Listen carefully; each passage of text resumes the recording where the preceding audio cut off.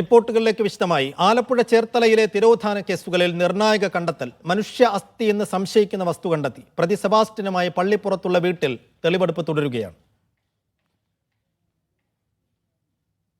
ഷൈജു വിശദാംശങ്ങൾ നൽകും. ഷൈജു, കണ്ടെടുത്ത അസ്ഥി മനുഷ്യന്റെ തന്നെയാണ് എന്ന് സ്ഥിരീകരിക്കാനായിട്ടുണ്ടോ? ഇപ്പോൾ ഈ കുഴിയെടുത്തുകൊണ്ടുള്ള പരിശോധന എങ്ങനെ തുടരുന്നു ഷൈജു?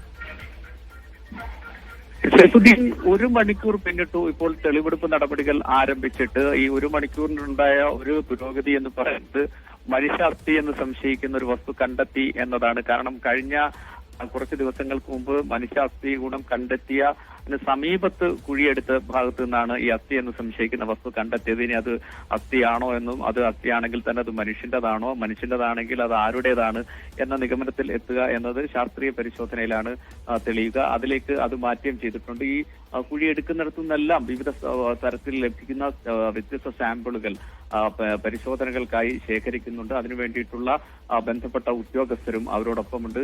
ചേർത്തല തഹസീൽദാരുടെ നേതൃത്വത്തിലാണ് ഈ പരിശോധനകൾ പുരോഗമിക്കുന്നത്. സെബാസ്റ്റ്യനെ 1 മണിയോടുകൂടിയാണ് ഈ അദ്ദേഹത്തിന്റെ പറമ്പിലേക്ക് എത്തിച്ചത്. 2.5 ഏക്കറോളം സ്ഥലം വരുന്ന ഈ പ്രദേശത്ത് അങ്ങേയറ്റം സങ്കീർണമായ ഒരു പരിശോധനയാണ് നടക്കേണ്ടത്. കാരണം കാട് പിടിച്ചു കിടക്കുന്ന ഈ സ്ഥലം കാട് വെട്ടിത്തെളിക്കുകയും ആ പറയുന്ന സ്ഥലങ്ങളിൽ കുഴിയെടുക്കുകയും ചെയ്യുന്ന ഒരു പ്രക്രിയയാണ് നടക്കുന്നത്. 3ലധികം കുളങ്ങൾ ഇവിടെ ഉണ്ട്.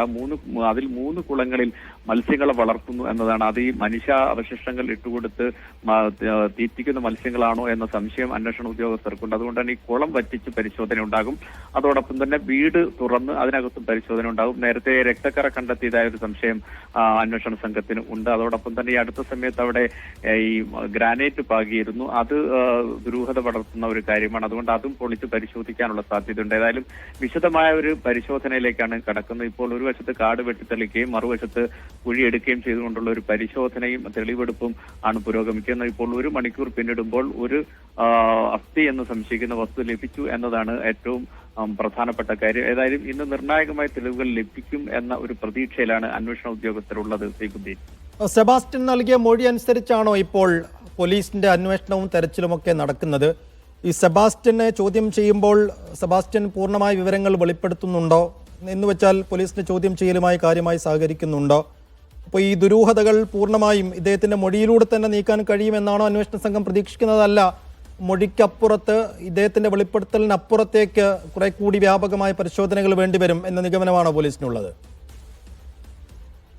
സൈഫുദ്ദീൻ അവസാനം പറഞ്ഞൊരു കാര്യമാണ് ഒരു പ്രധാനപ്പെട്ട കാര്യമായി ഇപ്പോൾ അന്വേഷണ സംഘം പരിഗണിക്കുന്നത്. കാരണം ഈ സെബാസ്റ്റ്യൻ അന്വേഷണത്തിന്റെ തുടക്കം മുതൽ തന്നെ കാര്യമായി സഹകരിക്കുന്നില്ല എന്നത് അന്വേഷണ സംഘത്തെ വലയ്ക്കുന്ന പ്രധാനപ്പെട്ട പ്രശ്നമാണ്. കാരണം പരസ്പര വിരുദ്ധമായ മൊഴികൾ അദ്ദേഹം നൽകുന്നു, അദ്ദേഹം വിവിധ തരത്തിലുള്ള മറുപടികൾ നൽകുന്നു എന്നതൊരു പ്രധാനപ്പെട്ട പ്രശ്നമാണ്. അന്വേഷണ സംഘത്തെ വട്ടം ചുറ്റിക്കുന്ന ഒരു രീതി ഈ സെബാസ്റ്റ്യന്റെ ഭാഗത്തുനിന്ന് ഉണ്ടാകുന്നുണ്ട്. അതുകൊണ്ട് തന്നെ അന്വേഷണ സംഘം ഇത് പലതും ക്രോസ് ചെക്ക് ചെയ്തതിന് ശേഷം താരതമ്യ പരിശോധനകൾക്ക് ശേഷം നിഗമനത്തിൽ എത്തി ആ പരിശോധനയിലേക്ക് പോകുന്നു എന്നാണ്.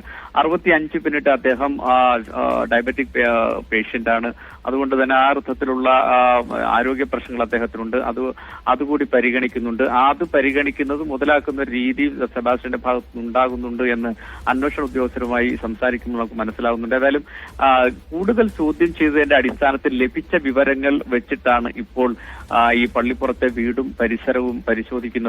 അതനുസരിച്ചിട്ടുള്ള ചില നിഗമനങ്ങൾ പോലീസ് എത്തിയിട്ടുണ്ട്. ആ നിഗമനങ്ങൾ മുന്നിൽ വെച്ചുകൊണ്ട് കുഴി തുറന്ന് പരിശോധിക്കുക, വെള്ളം വറ്റിച്ച് കുളം പരിശോധിക്കുക, വീട് തുറന്ന് അതിനകം പരിശോധിക്കുക, ഈ ഗ്രാനൈറ്റ് പാകിയ സ്ഥലം തുറന്ന് പരിശോധിക്കുക, ഇത്തരം പ്രക്രിയകളിലേക്ക് കടക്കുകയാണ്. അത് ഇന്ന് തന്നെ മുഴുവൻ പരിശോധന ഉണ്ടാകുമോ എന്നത് വ്യക്തതയില്ല. ഏതായാലും 1 മണിക്കൂർ പിന്നിടുമ്പോഴും പരിശോധന നല്ല രീതിയിൽ പുരോഗമിച്ചുകൊണ്ടിരിക്കുകയാണ് സൈഫുദ്ദീൻ.